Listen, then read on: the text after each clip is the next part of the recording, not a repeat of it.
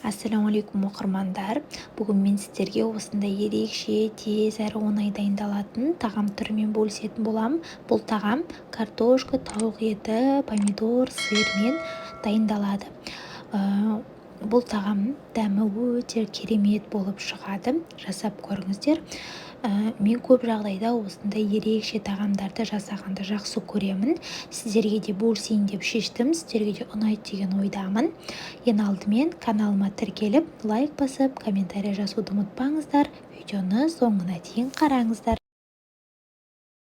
Видеоның басында айтылғандай, бізге картошка қажет болады.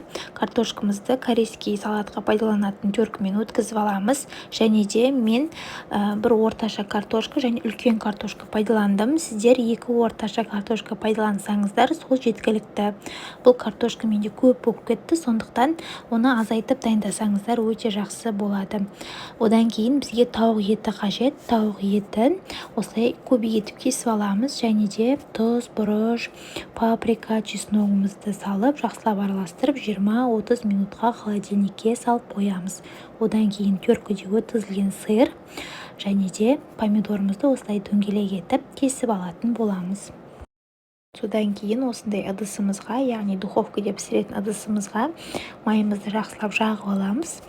Одан кейін астыңғы бөлігіне бірінші жаңа теркіде өткізілген картошкамызды саламыз.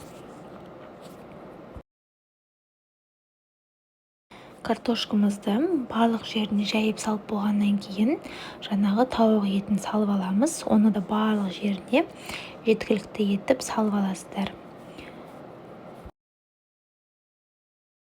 2 немесе 3 жұмыртқамызды жарып, оның үстіне 3-4 қасық қаймағымызды саламыз. Дәміне қарай тұз, бұрышын салып жақсылап араластыратын боламыз. Және де бұл массамызды картошка мен тауық етінің үстіне осылай құятын боламыз. Және де қасықтың көмегімен барлық жеріне жайып шығамыз.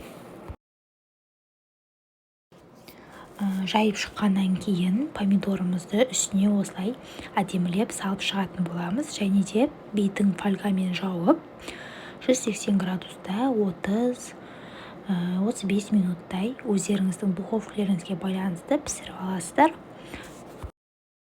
Тағамыз дайын болып қалды. Фольгамызды алып, үстіне сырымызды себеміз. Духовкада 5 минуттай кішкене ұстап тұрамыз. Сырымыз ерігенше, одан кейін тағамымызды ұсына беруге болады.